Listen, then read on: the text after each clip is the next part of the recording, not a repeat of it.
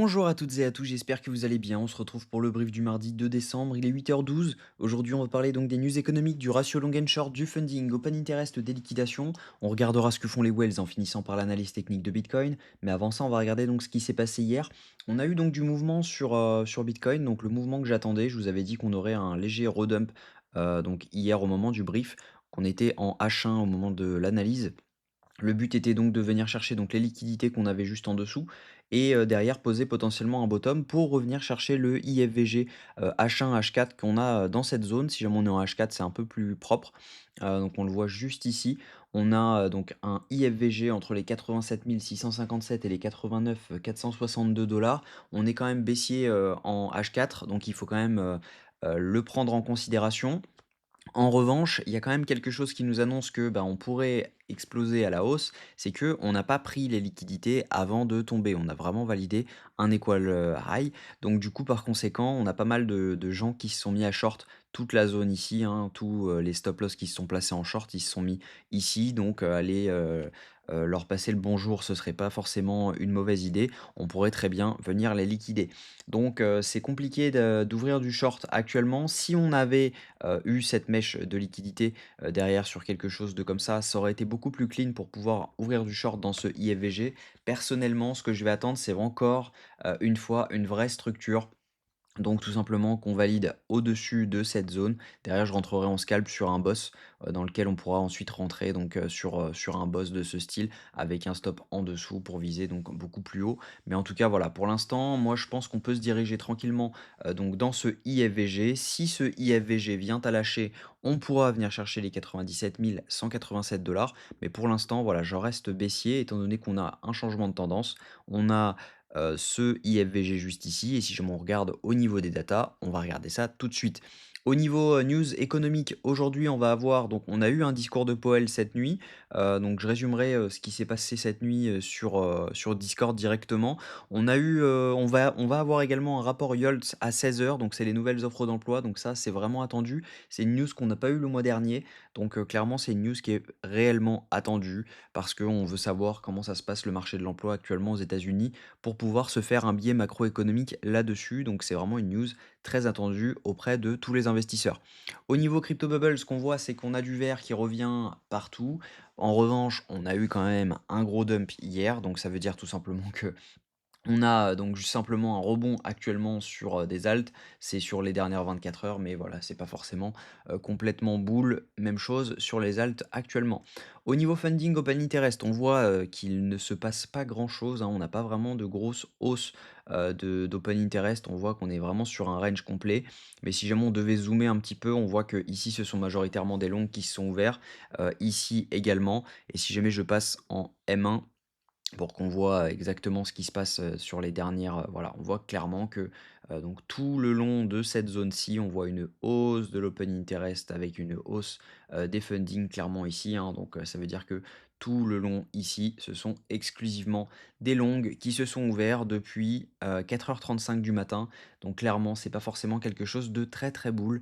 Voilà, c'est pas forcément ce que on aime voir. Donc ça veut dire que si jamais on pump, potentiellement, on va pouvoir venir les liquider ensuite. Au niveau liquidation, ce qu'on voit, c'est qu'on a un cluster de liquidité à venir prendre autour des 88 178 $, donc juste ici. Si jamais je dézoome un petit peu pour que vous voyez donc mieux les liquidités, on voit qu'on a un cluster donc à 88 000 $ qui s'étend. On a un dernier cluster autour des 89 000 $, donc ce qui coïncide avec la zone de IFVG qui elle se situe entre donc entre les 87 657 et les 89 469 $. On va regarder, on va les placer quand même pour être sûr d'avoir bien ce cluster.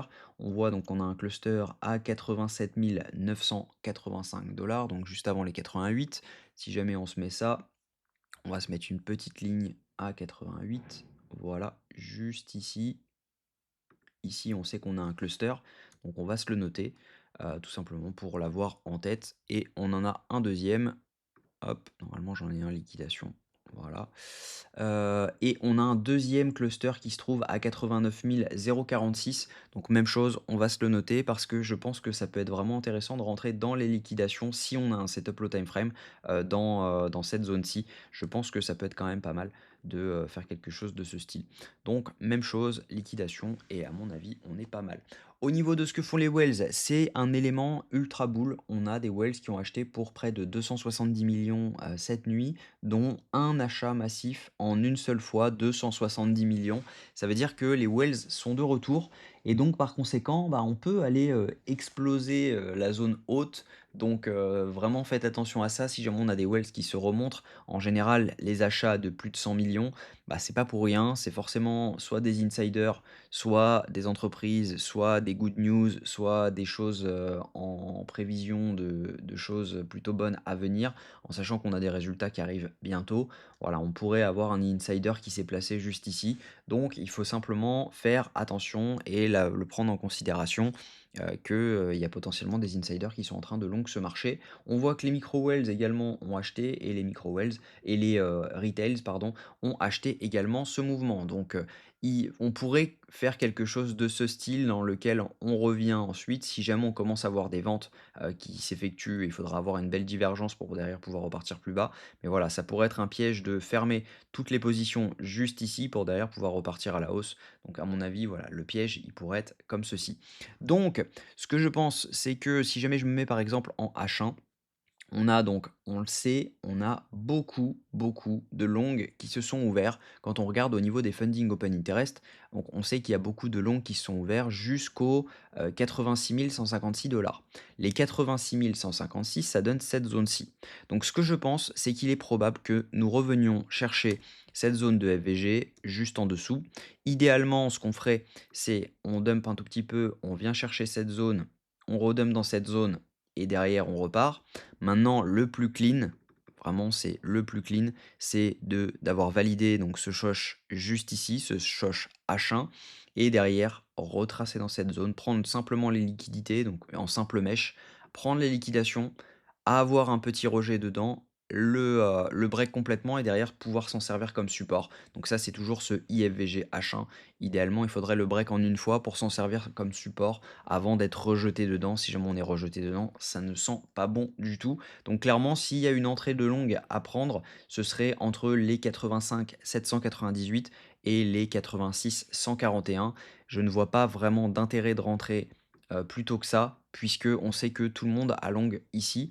Et si jamais je zoome un petit peu et que je regarde en 48 heures, on voit à mon avis qu'il y a beaucoup de liquidations à venir prendre juste en dessous. Donc voilà, c'est clairement énormément de long à venir liquider. On le voit qu'il y a des clusters juste ici. Maintenant, on voit qu'il y a des clusters en dessous également, hein. Mais voilà, pour venir chercher les 85 564 dollars, ça va être facile. Donc logiquement, bah, on pourrait aller chercher cette zone. Donc voilà le plan. Le plan, il est simple. On dump un petit peu. Ensuite, on rebond dans le IFVG H4. On voit ce qui se passe au moment où on prend les liquidations. Donc bien sûr, ça sera la zone décisive. Si jamais on commence à break tout ça avec des achats spot, etc., on pourra aller plus haut. En revanche, si jamais on commence à voir des ventes spot, que les gens se mettent à long, à FOMO, etc., bah, dans ce IFVGH4, on posera un top et on pourra aller beaucoup plus bas. Pourquoi pas revenir chercher beaucoup plus bas que le lot d'hier. Donc voilà, voilà le plan. Je vous souhaite une très bonne journée. J'espère que cette vidéo vous a plu. Si c'est le cas, je vous invite à vous abonner, à liker et à commenter ce que vous en pensez. On se retrouve demain à la même heure. Prenez soin de vous.